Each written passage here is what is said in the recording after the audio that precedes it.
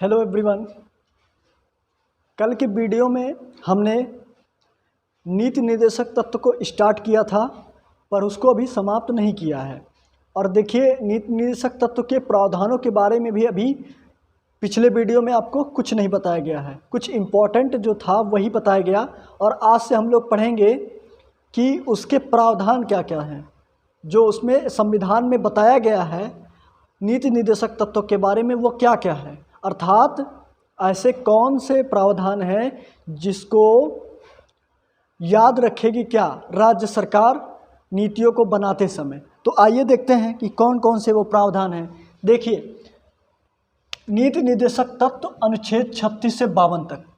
ठीक, अब इसके बाद देखिए अनुच्छेद 36 क्या कहता है। अनुच्छेद 36 में क्या है, राज्य की परिभाषा दी गई है, अर्थात राज्य की डिफिनीशन बताई गई है। किस अनुच्छेद के तहत? अनुच्छेद 36 के तहत। ओके, फिर आगे बढ़ते हैं। अनुच्छेद 37 में देखते हैं। इसमें यह बताया गया है कि ये तथ्य न्याय योग्य नहीं है। ध्यान से देखिए, ये बहुत इंपॉर्टेंट, एकदम इम्पॉर्टेंट पॉइंट है ये।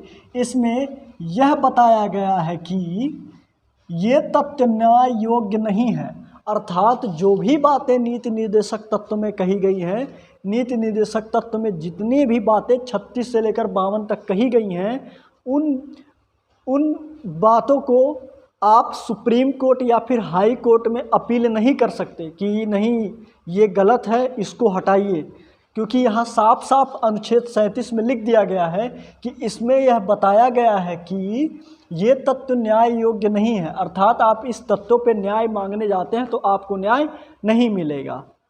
समझ में आया? जो भी बातें इसमें कही गई हैं उस पर आपको न्याय नहीं मिलेगा।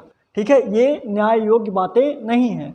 जैसे देखिए, अभी आपको कंफर्म हो जाएगा कि क्या क्या इसमें कहा गया है और क्या क्या चीज़ें न्याय योग्य नहीं हैं। जैसे देखिए अनुच्छेद 38, इसको देखिए, ये बहुत इंपॉर्टेंट है। 37 याद रखेंगे, ये डायरेक्ट क्वेश्चन पूछता है कि कौन से ऐसे अनुच्छेद में प्रावधान किया गया है कि नीति निर्देशक तत्व न्याय योग्य नहीं है।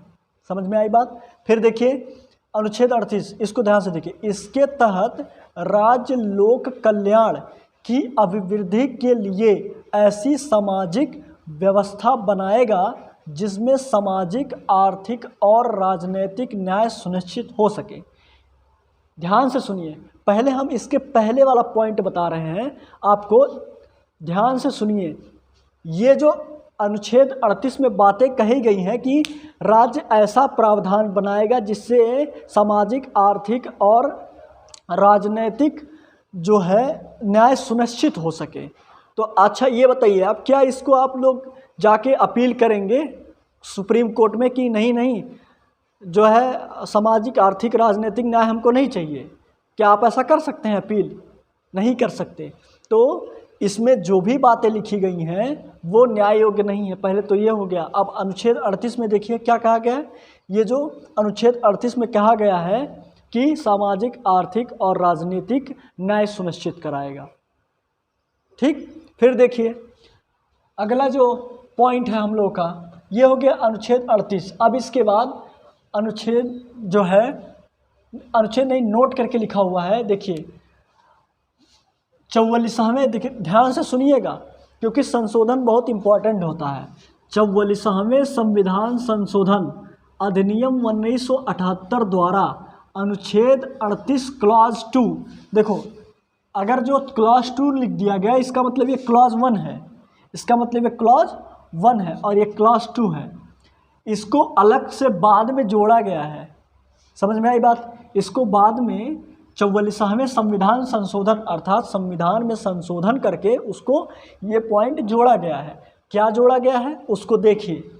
44वें संविधान संशोधन अधिनियम 1978 द्वारा अनुच्छेद 38 क्लॉज 2 के तहत यह प्रावधान किया गया है कि राज्य आय की असमानता को कम करने का प्रयास करेगी।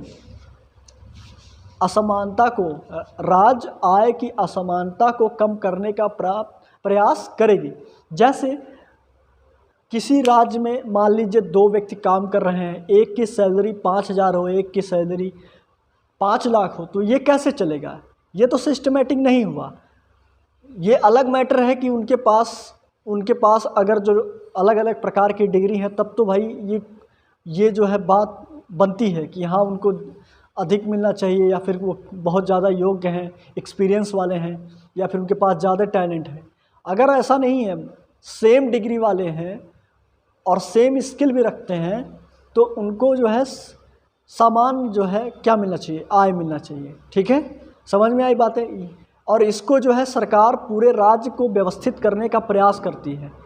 आपने सुना भी होगा कि सरकार दबाव डालती है, बहुत सारे कर टैक्स भी लेती है, तो इससे फ़ायदा ये होता है कि सरकार को भी मुनाफा होता है और जो एक एवरेज होता है आय का वो बना रहता है। ठीक है, ओके। तो इस वीडियो को पॉज करिए और इतना लिखिए।